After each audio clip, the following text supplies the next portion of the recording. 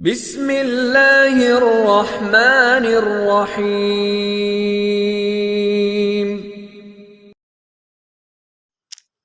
السلام علیکم ورحمۃ اللہ وبرکاتہ۔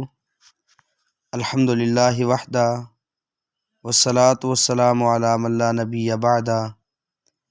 اشہد ان لا الہ الا اللہ وحدہ لا شریک لہ واشہد ان محمدا عبدہ ورسولہ۔ اما بعد فاعوذ باللہ من الشیطان الرجیم من ہمزہ ونفخہ ونفثہ۔ بسم اللہ الرحمن الرحیم۔ یا ایہا الذین آمنوا کتب علیکم الصیام کما کتب علی الذین من قبلکم لعلکم تتقون ایاما معدودات۔ وقال تعالی فی مقام آخر شہر رمضان الذی انزل فیہ القرآن ھدی للناس وبینات من الھدی والفرقان فمن شہد منکم الشہر فلیصم۔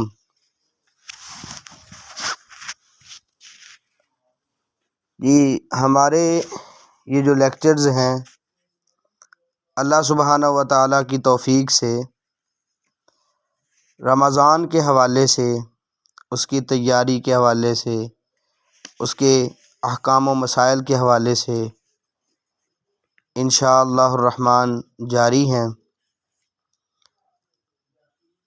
آج کے ہم لیکچر میں رمضان اور اس کے بعد فضائل جو ثابت شدہ ہیں اور اسی طرح بعض غیر ثابت شدہ فضائل جو معروف ہیں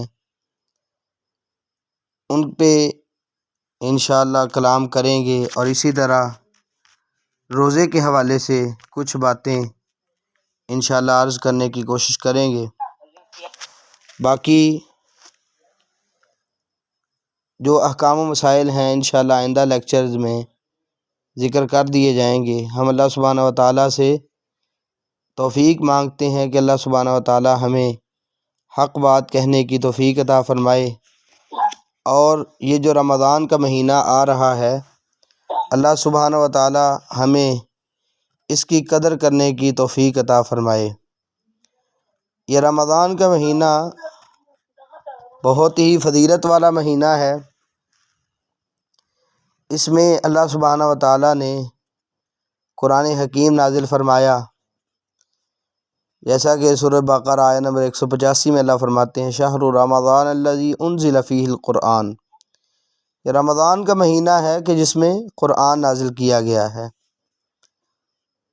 اور یہ اتنا برکتوں والا مہینہ ہے کہ اس میں زمین میں شر بہت کم ہو جاتا ہے۔ اس میں جو سرکش قسم کے جن ہیں یا سرکش قسم کے شیاطین ان کو جکڑ دیا جاتا ہے۔ نبی مکرم صلی اللہ علیہ وسلم کی حدیث ہے صحیح بخاری مسلم میں، آپ نے فرمایا اذا جاء رمضان فتحت ابواب الجنہ وغلقت ابواب النیران وصفدت الشیاطین۔ جب رمضان کا مہینہ آتا ہے تو جنت کے دروازوں کو کھول دیا جاتا ہے۔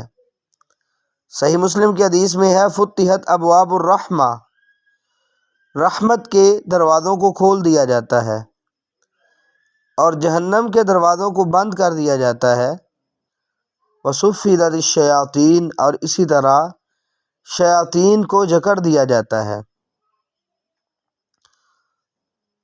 نبی مکرم صلی اللہ علیہ وسلم نے یہاں تک فرمایا، مسند احمد کی 18794 نمبر حدیث ہے، اس کی سند حسن ہے۔ آپ نے فرمایا فی رمضان تفتح ابواب السماء، رمضان کے مہینے میں آسمان کے دروازے کھول دیے جاتے ہیں۔ وتغلق ابواب النار، اور جہنم کے دروازوں کو بند کر دیا جاتا ہے، اور اسی طرح ہر سرکش شیطان کو جکڑ دیا جاتا ہے۔ وَيُنَادِي مُنَادٍ كُلَّ لَيْلَةٍ، اور ہر رات ایک ندا لگانے والا، آواز دینے والا آواز دیتا ہے، یا طالب الخیر ہلم و یا طالب الشر امسک، اور خیر کو تلاش کرنے والے اور خیر کے طالب، تو آگے بڑھ۔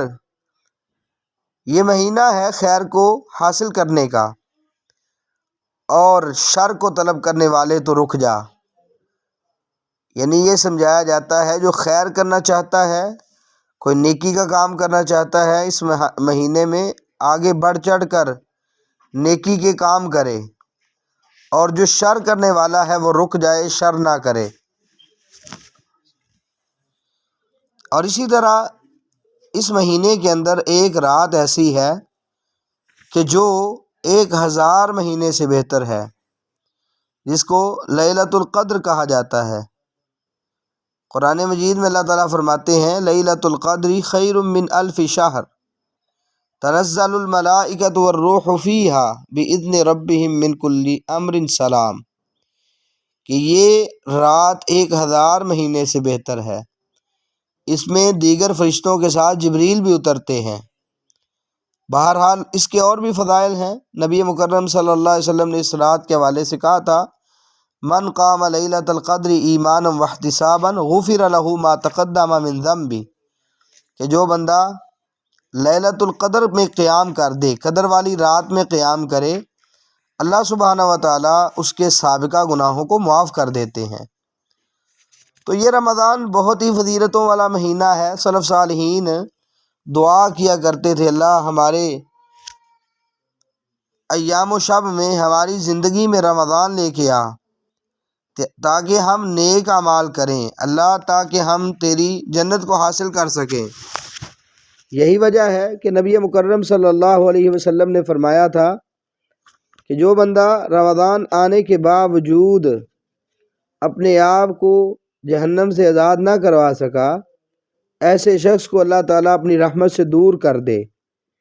جبریل نے یہ کہا تو محمد صلی اللہ علیہ وسلم نے آمین کہا اس پر۔ اس سے معلوم ہوتا ہے کہ یہ بہت ہی اہمیت کا حامل معاملہ ہے۔ باقی رمضان کے اندر کئی اعمال کیے جاتے ہیں، جیسا کہ ابھی ذکر ہوا لیلۃ القدر کا قیام ہے، یا قیام رمضان مطلقاً تراویح ہے۔ اس کے حوالے سے بھی نبی صلی اللہ علیہ وسلم کی حدیث آتی ہے، من صام رمضان ایمانا واحتسابا غفر له ما تقدم من ذنبہ، کہ جو رمضان کا قیام کرے ایمان اور نیکی کی نیت سے، اللہ سبحانہ و تعالیٰ اس کے سابقہ گناہوں کو معاف کر دیتے ہیں۔ اعتکاف کیا جاتا ہے اس میں۔ بہرحال اس کے آخر میں صدقہ فطر ادا کیا جاتا ہے۔ تو ان میں سے، ان اعمال میں سے ایک جو بنیادی عمل ہے وہ روزہ رکھنا بھی ہے۔ قرآن مجید کی آیات بھی روزے کے حوالے سے موجود ہیں، اور نبی صلی اللہ علیہ وسلم کی احادیث بھی ہیں۔ قرآن مجید میں اللہ رب العالمین نے ہمیں یہ بتایا ہے کہ یہ روزہ رکھنا ایمان والوں پہ فرض ہے۔ فرمایا، یا ایھا الذین آمنوا کتب علیکم الصیام کما کتب علی الذین من قبلکم لعلکم تتقون، ایمان والو تم پر روزہ رکھنا فرض کیا گیا ہے، تم سے پہلے لوگوں پر جس طرح فرض کیا گیا تاکہ تم متقی بن جاؤ۔ اور اس سے آگے ہی چند آیات، یہ سورہ بقرہ آیت نمبر 185 میں اللہ فرماتے ہیں کہ یہ رمضان کا مہینہ ایسا مہینہ ہے جس میں قرآن نازل کیا گیا ہے، یہ لوگوں کے لیے ہدایت ہے، اور ہدایت کے واضح دلائل میں سے ہے، اور فرقان بھی ہے۔ پھر فرمایا، فمن شہد منکم الشہر فلیصم، جو تم میں سے اس مہینے میں حاضر ہو وہ روزہ رکھے۔ تو یہ حکم ہو گیا۔ اصل اصول یہی ہوتا ہے کہ جو اللہ رب العالمین حکم دیتے ہیں وہ فرضیت کا تقاضا کرتا ہے۔ تو اب نبی صلی اللہ علیہ وسلم کی حدیث دیکھی جائے تو حدیث بھی یہ بتاتی ہے کہ روزہ رکھنا فرض ہے۔ صحیح بخاری اور مسلم میں حدیث موجود ہے عبداللہ ابن عمر رضی اللہ تعالی عنہما سے مروی، جس میں یہ بتایا گیا ہے، بنی الاسلام علی خمس، اسلام کی بنیاد 5 چیزوں پہ ہے، جن میں سے پہلی چیز شہادت اللہ الہ الا اللہ و ان محمد رسول اللہ، اس بات کی گواہی دینا کہ اللہ کے علاوہ کوئی الہ نہیں اور محمد صلی اللہ علیہ وسلم اللہ کے رسول ہیں۔ اور دوسری چیز و اقام الصلاۃ، نماز قائم کرنا۔ تیسری چیز و ایتاء الزکوٰۃ، زکوٰۃ ادا کرنا۔ چوتھی چیز حج البیت، بیت اللہ کا حج کرنا۔ اور پانچویں چیز ہے صوم رمضان، رمضان کا روزہ رکھنا۔ اس کا مطلب یہ ہے کہ یہ اسلام کی بنیادوں میں سے ایک بنیادی چیز بتائی گئی ہے۔ جو آدمی روزے نہیں رکھتا اس کی اسلامی عمارت کمزور ہے۔ قرآن مجید ہمیں یہ بتاتا ہے کہ روزے رکھنا فرض ہے۔ حدیث میں یہ بتایا گیا کہ یہ روزہ یعنی رمضان کے روزے رکھنا فرض ہے۔ اسی طرح اجماع ہے امت کا، جیسا کہ شیخ الاسلام امام ابن تیمیہ رحمۃ اللہ علیہ نے، علامہ ابن عبد البر رحمہ اللہ نے اور دیگر نے یہ بات صراحت کے ساتھ بیان کی ہے کہ روزہ رکھنا یہ اجماعی مسئلہ ہے کہ مسلمانوں پہ، ایمان والوں پہ فرض ہے۔ اور نبی صلی اللہ علیہ وسلم نے اس کے روزے کی فضیلت بھی بیان کی ہے۔ صحیح بخاری میں اور مسلم میں حدیث موجود ہے ابو ہریرہ رضی اللہ تعالیٰ عنہ سے کہ آپ صلی اللہ علیہ وسلم نے فرمایا، من صام رمضان ایمانا واحتسابا غفر له ما تقدم من ذنبہ، کہ جو شخص ایمان اور نیکی کی نیت سے رمضان کے روزے رکھے تو اس کے سابقہ گناہوں کو معاف کر دیا جاتا ہے۔ اسی طرح صحیح مسلم میں 233 نمبر حدیث ہے، رسول اللہ صلی اللہ علیہ وسلم نے فرمایا، الصلوات الخمس والجمعۃ الی الجمعہ ورمضان الی رمضان مکفرات لما بینہن اذا اجتنبت الکبائر، کہ یہ جو 5 نمازیں ہیں اور جمعے سے جمعے کا دورانیہ، رمضان سے رمضان کا دورانیہ، یہ جو اس کے مابین ہے اس کے لیے کفارہ ہے۔ یعنی ایک بندہ ایک نماز پڑھتا ہے، اس کے بعد دوسرا جب دوسری نماز کے لیے جاتا ہے تو ان کا جو دورانیہ ہے اس میں اللہ سبحانہ و تعالیٰ انسان کے ہونے والے جو گناہ ہیں، انسان سے سرزد ہونے والے اور اسی طرح خطائیں جو ہیں، اللہ سبحانہ و تعالیٰ معاف کرتے جاتے ہیں۔ یہ کفارہ بن جاتی ہیں یہ چیزیں، لیکن ساتھ کیا فرمائی اذا اجتنبت الکبائر، جب کبیرہ گناہوں سے بچا جائے۔ ایک آدمی نبی مکرم صلی اللہ علیہ وسلم کے پاس آیا تھا، صحیح ابن حبان وغیرہ میں حدیث موجود ہے، شیخ البانی رحمۃ اللہ علیہ نے صحیح الترغیب میں اس روایت کو صحیح قرار دیا ہے۔ اس نے آگے کہا، یا رسول اللہ ارأیت ان شہدت ان لا الہ الا اللہ وانک رسول اللہ، اللہ کے نبی آپ کیا کہتے ہیں کہ اگر میں اس چیز کی گواہی دے دوں کہ اللہ کے علاوہ کوئی معبود برحق نہیں اور آپ اللہ کے رسول ہیں، وصلیت الخمس، اور میں 5 نمازیں ادا کروں، وادیت الزکوٰۃ، اور اسی طرح زکوٰۃ ادا کروں، وصمت رمضان، اور رمضان کے مہینے کے روزے رکھوں، وقمت، اور رمضان کا قیام بھی کروں، فممن انا، تو بتائیں میں کن میں سے شمار کیا جاؤں گا؟ تو نبی صلی اللہ علیہ وسلم نے اس کے جواب میں فرمایا، من الصدیقین والشہداء، تو صدیقین اور شہداء میں سے شمار کیا جائے گا۔ تو اسے معلوم ہوتا ہے کہ رمضان کے روزے کی بہت زیادہ اہمیت ہے، بلکہ ایک روایت آتی ہے سنن کبریٰ النسائی کے اندر، اور اسی طرح امام ابن حبان رحمۃ اللہ علیہ نے بھی ذکر کیا، امام حاکم نے بھی، کہ رسول اللہ صلی اللہ علیہ وسلم نے فرمایا کہ میں سویا ہوا تھا، میرے پاس دو آدمی آئے، انہوں نے میرے بازوؤں سے مجھے پکڑا اور مجھے ایک بلند پہاڑ کی طرف لے گئے، تو مجھے کہنے لگے آپ اس پہ چڑھیں، تو میں نے کہا میں طاقت نہیں رکھ پاؤں گا، میں نہیں چڑھ سکوں گا۔ انہوں نے کہا جی آپ کے لیے آسانی ہم کر دیں گے، آپ چڑھیں۔ آپ فرماتے ہیں میں چڑھا، میں نے اوپر جا کے پہاڑ کی بلندی پہ جا کے بہت شدید قسم کی آوازیں سنی، تو میں نے یہ پوچھا ان سے، ما هذه الاصوات، یہ آوازیں کیسی ہیں؟ تو انہوں نے کہا یہ جہنمیوں کی آہو بکا اور رونے چلانے کی اور چیخنے کی آوازیں ہیں۔ بہرحال پھر میں آگے چلا گیا، میں نے دیکھا کہ کچھ لوگوں کی باچھوں کو کاٹا جا رہا تھا اور ان کی باچھوں سے خون نکل رہا تھا۔ میں نے پوچھا من ہاؤلا، یہ کون لوگ ہیں؟ تو انہوں نے جواب میں مجھے کہا الذین یفطرون قبل تحلۃ صومہم، یہ روزہ کھلنے سے پہلے ہی کھایا پیا کرتے تھے۔ تو اس حدیث سے ائمہ نے یہ بات اخذ کی ہے کہ روزے کا ٹائم ہونے سے پہلے اگر کوئی کھائے تو اس میں بہت زیادہ وعید سنائی گئی ہے، اور جو بندہ سرے سے روزہ رکھے ہی نہ تو اس کا کتنا نقصان ہوگا، جبکہ روزے دار کے لیے تو بہت زیادہ فضائل موجود ہیں۔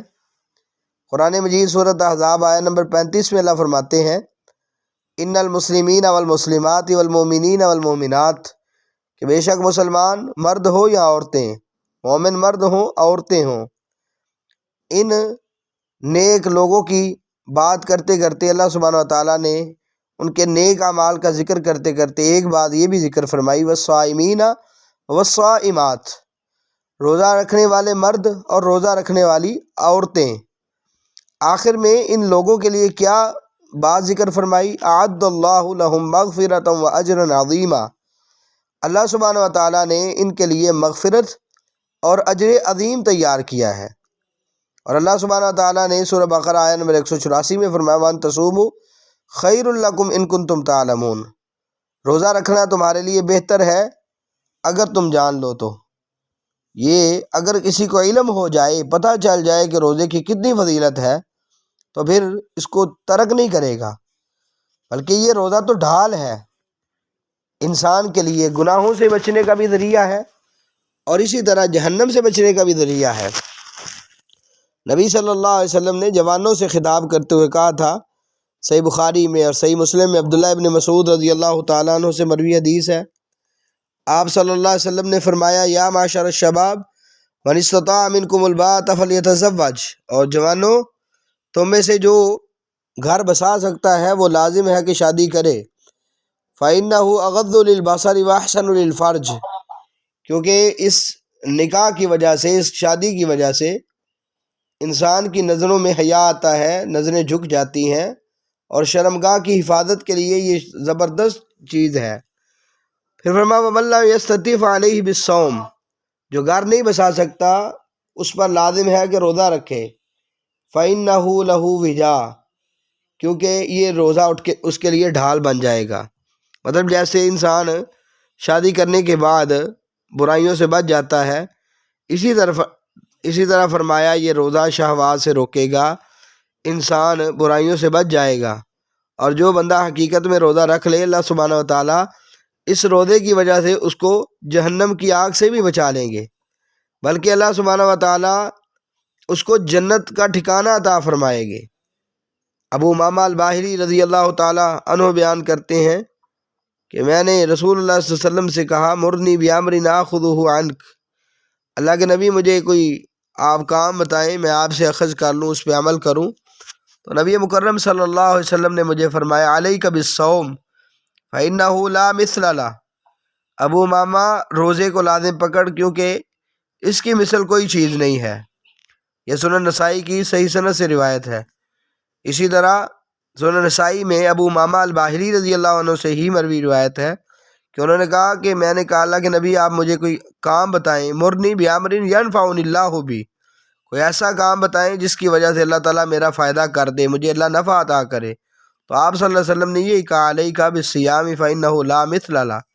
بعض روایات میں یہ لفظ موجود ہیں کہ اللہ کے نبی مجھے دلنی علی عمل ادخل بہ الجنہ، کوئی ایسا عمل بتائیں کہ جس پر میں کاربند ہوں اور وہ عمل کروں تو میں جنت میں داخل ہو جاؤں۔ تو نبی صلی اللہ علیہ وسلم نے کہا روزہ رکھ، اس کی مثل کوئی نہیں ہے۔ تو جو روزے دار ہے اس کو اللہ سبحانہ و تعالیٰ اتنا اجر عطا کرتے ہیں کہ اس کا اجر صرف اللہ سبحانہ و تعالیٰ ہی جانتے ہیں، جیسا کہ رسول اللہ صلی اللہ علیہ وسلم کا فرمان بخاری اور مسلم میں موجود ہے۔ ابو ہریرہ رضی اللہ تعالیٰ عنہ سے مروی ہے کہ اللہ سبحانہ و تعالیٰ، یعنی مرفوع حدیث ہے، رسول اللہ صلی اللہ علیہ وسلم نے فرمایا قال اللہ تعالیٰ، اللہ تعالیٰ فرماتے ہیں کل عمل ابن آدم لہ الا الصیام، ابن آدم کا ہر عمل اس کے لیے ہے سوائے روزے کے، فَإِنَّهُ لِي وَأَنَا أَجْزِي بِهِ، یعنی ویسے تو جتنے بھی اعمال ہیں ان کا ایک مقرر اجر ہے، فرشتے اس کو نوٹ کرتے ہیں، سارے معاملات ہوتے ہیں، لیکن فرمایا یہ روزہ ایسا عمل ہے فَإِنَّهُ لِي وَأَنَا أَجْزِي بِهِ، روزہ میرے لیے رکھا جاتا ہے، اس کا بدلہ بھی میں عطا کروں گا۔ یہاں تک فرمایا کہ وَالصِّيَامُ جُنَّةٌ، یہ روزہ ڈھال ہے، وَإِنْ كَانَ يَوْمِ صَوْمِ أَحَدِكُمْ فَلَا يَرْفَثْ وَلَا يَسْخَبْ، جب تم میں سے کوئی روزے کی حالت میں ہو تو کوئی فضول بات نہ کرے، کوئی فسق و فسوق پہ مبنی کوئی بات نہ کرے، کوئی چیخے چلائے نہ، شور نہ کرے۔ فَإِنْ صَابَهُ أَحَدٌ أَوْ قَاتَلَ فَلْيَقُلْ إِنِّي امْرُؤٌ صَائِمٌ، اگر اسے کوئی برا بلا کہے یا اسے کوئی لڑائی بھی کرے تو یہ آگے سے کہہ دے میں روزے سے ہوں۔ وَالَّذِي نَفْسُ مُحَمَّدٍ بِيَدِهِ، نبی صلی اللہ علیہ وسلم نے قسم اٹھا کے کہا، اس ذات کی قسم جس کے ہاتھ میں محمد کی جان ہے صلی اللہ علیہ وسلم، لَخُلُوفُ فَمِ الصَّائِمِ أَطْيَبُ عِندَ اللَّهِ مِن رِيحِ الْمِسْكِ، کہ روزے دار کے منہ سے جو آنے والی ہواڑ ہے، اس کے منہ سے آنے والی جو سمیل ہے، اللہ سبحانہ وتعالیٰ کو کستوری کی خوشبو سے بھی اچھی لگتی ہے۔ لِلصَّائِمِ فَرْحَتَانِ يَفْرَحُهُمَا، روزے دار کے لیے دو خوشیاں ہوتی ہیں جن کی وجہ سے وہ خوش ہوتا ہے۔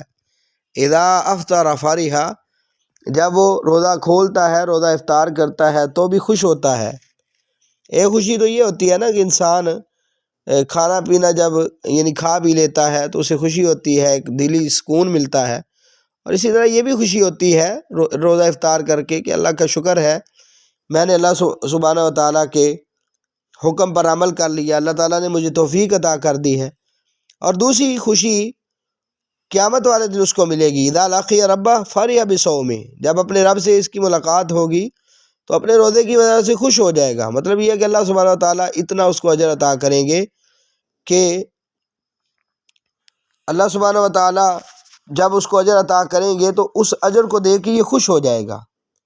باقی اعمال ان کا جو ایک نیکی کی جاتی ہے اس کا اجر 10 گنا ہوتا ہے، جیسا کہ قرآن مجید میں اللہ تعالیٰ فرماتے ہیں الحسنۃ بعشر امثالھا، کہ نیکی 10 گنا بڑھائی جاتی ہے، لیکن یہ جو اجر ہے یہ 10 گنا نہیں بلکہ اتنا اللہ سبحانہ وتعالیٰ بڑھا کے دیتے ہیں کہ اللہ سبحانہ وتعالیٰ ہی جانتے ہیں، بس ہمیں یہ معلوم ہوتا ہے کہ اتنا زیادہ مل جائے گا کہ انسان خوش ہو جائے گا۔ اسی طرح نبی کریم صلی اللہ علیہ وسلم نے فرمایا تھا یہ روزہ انسان کے لیے سفارشی بھی بن کے آئے گا۔ مسند احمد کی حدیث ہے، محدث زبیر رضی رحمۃ اللہ علیہ نے اس روایت کو حسن قرار دیا ہے مشکات المصابیح میں 1963 نمبر پہ۔ اس میں الفاظ یہ ہیں الصیام والقرآن یشفعان للعبد یوم القیامہ، قیامت والے دن روزہ بھی اور قرآن بھی انسان کے لیے اللہ سبحانہ وتعالیٰ کے سامنے سفارش کرے گا۔ روزہ کہے گا اے رب منعتہ الطعام والشہوہ فشفعنی فیہ، اے میرے رب میں نے اسے کھانے پینے سے اور شہوت سے روکا تھا، فشفعنی فیہ، اللہ تو میری سفارش اس کے حق میں قبول کر لے۔ اور قرآن کہے گا منعتہ النوم باللیل فشفعنی فیہ، میں نے رات کو اسے نیند سے روکا تھا، میری سفارش قبول کی جائے۔ تو نبی مکرم صلی اللہ علیہ وسلم فرماتے ہیں فیشفعان، ان دونوں کی سفارش اللہ سبحانہ وتعالیٰ قبول کر لیں گے۔ مطلب یہ ہے کہ اس کو پھر بخش دیا جائے گا، اس کے لیے روزہ کفارہ بن جائے گا، اللہ سبحانہ وتعالیٰ اس کو جنت عطا کر دیں گے، اور پھر ان کے لیے خاص ایک دروازہ جنت کا رکھا گیا ہے۔ نبی مکرم صلی اللہ علیہ وسلم نے فرمایا تھا، بخاری اور مسلم میں حدیث موجود ہے، ان فی الجنت بابا یقال لہ الریان یدخل منہ الصائمون یوم القیامہ، کہ جنت میں ایک دروازہ ہے جس کا نام ریان ہے، جس سے قیامت والے دن روزے دار گزر کے جائیں گے، تو ان کے علاوہ کوئی اور داخل نہیں ہو سکے گا، لیکن جب وہ داخل ہوں گے تو اس دروازے کو بند کر دیا جائے گا۔ اور صحیح ابن خزیمہ وغیرہ میں روایت کے آگے الفاظ ہیں کہ پھر جو اس میں داخل ہوگا وہ وہاں جا کے کو مشروب پی لے گا، ومن شرب لم یظمأ ابدا، اور جو وہاں سے پی لے گا اسے کبھی پیاس نہیں لگے گی۔ تو یہ روزے کے فضائل نبی مکرم صلی اللہ علیہ وسلم کے حدیث میں ہمیں ملتے ہیں۔ روزہ چھوڑنے کے نقصانات بھی ہیں۔ باقی اس حوالے سے بعض فضائل جو ہیں مشہور ہیں رمضان کے حوالے سے یا روزے کے حوالے سے، جو صحیح نہیں ہے، ان کی اطلاع بھی ضروری ہے۔ انسان کو پتہ ہونا چاہیے کہ کون سی چیزیں صحیح نہیں لیکن معروف ہیں، تاکہ صحیح دین کا ہمیں پتہ چل سکے۔ نبی کریم صلی اللہ علیہ وسلم کے حوالے سے بعض چیزیں مشہور ہیں، میں چند ایک کی نشاندہی کر دیتا ہوں۔ ایک حدیث بیان کی جاتی ہے کہ اللہ کے نبی صلی اللہ علیہ وسلم نے فرمایا، اگر بندے جان لیں کہ رمضان میں کیا اجر ہے تو میری امت وہ خواہش کرے کہ سارا سال ہی رمضان ہونا چاہیے۔ اب یہ روایت ابن خزیمہ نے ذکر کی ہے، ابن جوزی نے کتاب الموضوعات میں ذکر کی ہے، یعنی جس میں جھوٹی روایتیں جمع کی ہیں۔ تو یہ روایت من گڑت ہے، اس کے اندر جریر بن ایوب راوی ہے جو وضاح تھا، روایتیں گھڑتا تھا، اور بھی باہر مسائل ہیں۔ اسی طرح ایک روایت آتی ہے صحیح ابن خزیمہ میں ہی کہ نبی صلی اللہ علیہ وسلم نے اپنے صحابہ سے کہا تھا کہ تمہارے پاس ایک بڑا عظمت والا مہینہ آ رہا ہے جس کی رات 1000 مہینے سے بہتر ہے۔ اللہ تعالیٰ نے اس میں روزہ فرض کیا ہے اور اس کے رات کے قیام کو نفل بنایا ہے۔ جو کوئی نیک عمل کرے گا، کوئی خصلت اچھی کرے گا، تو گویا کہ ایسے ہی ہے جیسا کہ اس نے عام ایام میں کسی فریضے پہ یعنی عمل کیا ہے، کوئی فرض کام ادا کیا ہے۔ پھر اس میں یہ لفظ بھی آتے ہیں کہ اس مہینے کا پہلا عشرہ جو ہے یہ رحمت ہے، دوسرا جو درمیانی ہے وہ مغفرت ہے، اور آخری عشرہ جہنم سے آزادی کا ہے۔ اب یہ روایت بھی ضعیف ہے، ثابت نہیں ہے۔ علی بن زید ابن جدعان راوی ضعیف ہے۔ اس حوالے سے ہمارا ایک مضمون بھی ہے رمضان کے عشروں کی تقسیم کی حقیقت، تو انشاءاللہ وہ جلد ہی نشر بھی کر دیں گے۔ باقی یہ کہ ابن ابی حاتم رحمہ اللہ نے اپنے والد ابو حاتم سے یہ ذکر کیا کہ وہ کہتے ہیں یہ روایت منکر ہے۔ اسی طرح یہ بھی روایت ذکر کی جاتی ہے روزہ رکھو صحت مند رہو گے، یہ روایت بھی صحیح نہیں ہے۔ اسی طرح ایک یہ بھی لوگوں کے ہاں مشہور بات ہے، من افطر یوم من رمضان من غیر عذر ولا مرض، کہ جو بندہ رمضان کا ایک دن کا روزہ بھی چھوڑ دے بغیر عذر اور بغیر کسی بیماری کے، تو پھر سارا سال بھی وہ روزے رکھے تو وہ کفایت نہیں کرے گا۔ تو یہ روایت بھی صحیح نہیں ہے، یہ بھی ضعیف ہے۔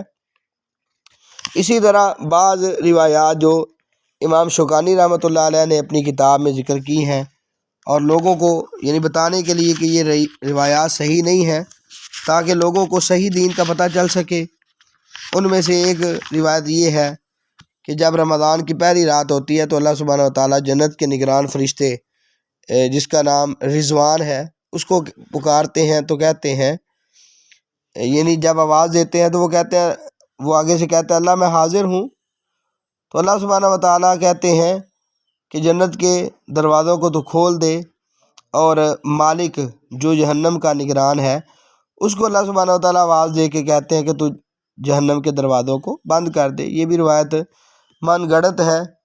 اسی طرح ایک روایت ذکر کی جاتی ہے کہ جب رمضان کی پہلی رات ہوتی ہے اللہ سبحانہ وتعالیٰ اپنے روزہ دار بندوں کی طرف دیکھتے ہیں، تو ساتھ اس روایت میں ہے اذا نظر اللہ الی عبد لم یعذبہ، پہلے یہ بتایا کہ جو روزے دار ہیں اللہ تعالیٰ اس کی طرف دیکھتے ہیں، پھر کہا جس کی طرف اللہ دیکھ لے اللہ اس کو عذاب نہیں دے گا، لیکن یہ بھی روایت جھوٹی ہے۔ اسی طرح یہ بھی روایت ہے کہ اللہ تعالیٰ رمضان کی پہلی صبح ہی تمام مسلمانوں کو بخش دیتا ہے، یہ بھی جھوٹی روایت ہے، اس کو بیان کرنے والا کذاب راوی ہے۔ اسی طرح یہ روایت مشہور ہے لکل شیء زکوٰۃ و زکوٰۃ الجسد الصوم، کہ ہر چیز کی زکوٰۃ ہوتی ہے اور جسم کی زکوٰۃ روزہ ہے، تو یہ بھی روایت صحیح نہیں ہے۔ اسی طرح کی اور بھی بعض روایات ہیں، بہرحال جن میں سے کوئی روایت ثابت نہیں، جو فضائل کچھ ثابت تھے وہ ذکر کیے گئے ہیں۔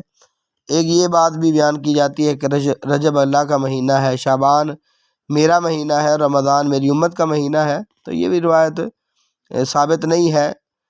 اس حوالے سے جو بندہ تفصیل دیکھنا چاہے وہ امام شوکانی رحمۃ اللہ علیہ کی کتاب ہے الفوائد المجموعہ فی الاحادیث الموضوعہ، وہ دیکھی جا سکتی ہے۔ اس طرح اور بھی بہرحال علماء نے کتابیں لکھی ہیں جس میں ساتھ ان چیزوں کی بھی وضاحت کی گئی ہے کہ یہ چیزیں ثابت نہیں ہیں۔ باقی آخری بات یہ ہے کہ جو بندہ رمضان میں بیمار ہے، جیسا کہ قرآن مجید میں اللہ تعالیٰ خود کہتے ہیں جو بندہ بیمار ہو یا مسافر ہو فعدۃ من ایام اخر، تو وہ ان روزوں کی جو گنتی ہے کسی اور دن میں پورا کر لے۔ تو بیمار ہے، اس کو اللہ تعالیٰ نے رخصت دی ہے، وہ اس میں روزہ نہ رکھے تو بعد میں کسی بھی دن روزے رکھ سکتا ہے۔ لیکن یہاں سوال یہ پیدا ہوتا ہے کہ اگر کوئی اتنا بیمار ہے کہ وہ روزہ رکھ ہی نہیں سکتا، یا بوڑھا ہو چکا ہے کہ اب اس کے لیے ممکن ہی نہیں ہے، یا جو پریگنینسی میں خواتین ہوتی ہیں حاملہ، اور اسی طرح جو دودھ پلانے والی مرضیہ ہے، اگر اس کو بھی خدشہ ہے یا بچے کی صحت کی پرابلم ہے تو وہ کیا کرے؟ تو اس کے لیے فدیے کی صورت موجود ہے۔ فدیہ ہے طعام مسکین، یعنی مسکین کا کھانا، اگر وہ کھلا دیا جائے یا اتنا راشن دے دیا جائے تو انشاءاللہ وہ فریضہ ادا ہو جائے گا۔ باقی جان بوجھ کے روزہ ترک نہیں کیا جا سکتا، اور اگر کسی بیماری کی وجہ سے روزہ رہ جائے تو انسان بعد والے ایام میں پورا کرے۔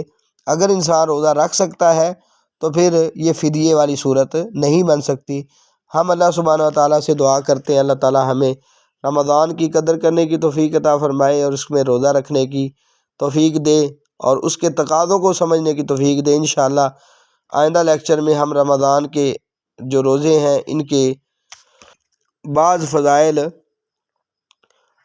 اور ویسے تو فضائل کافی بیان ہو چکے ہیں، انشاءاللہ مسائل ہم ذکر کریں گے، جس میں کہ روزے دار کو کون سی چیزوں کا خیال رکھنا پڑے گا، کن وجوہات کی بنا پر روزہ ٹوٹ جاتا ہے، یا روزے دار کے لیے کون سی چیزیں مباح ہیں، جائز ہیں، کون کون سے کام کیے جا سکتے ہیں، اور اسی طرح اس میں ضمناً جو ہے اعتکاف ہے یا تراویح ہے، اس کی کتنی رکعات ہیں نبی مکرم صلی اللہ علیہ وسلم سے جو ثابت شدہ ہے، اور انشاءاللہ اگر ممکن ہوا تو صدقہ فطر کے حوالے سے بھی بات کر دی جائے گی۔ بہرحال دعا کریں اللہ سبحانہ تعالیٰ ہمیں حق بات بیان کرنے کی، سننے کی، سمجھنے کی، اور اس کے مطابق عمل کرنے کی توفیق عطا فرمائے۔ وآخر دعوانا ان الحمد للہ رب العالمین۔ السلام علیکم ورحمۃ اللہ وبرکاتہ۔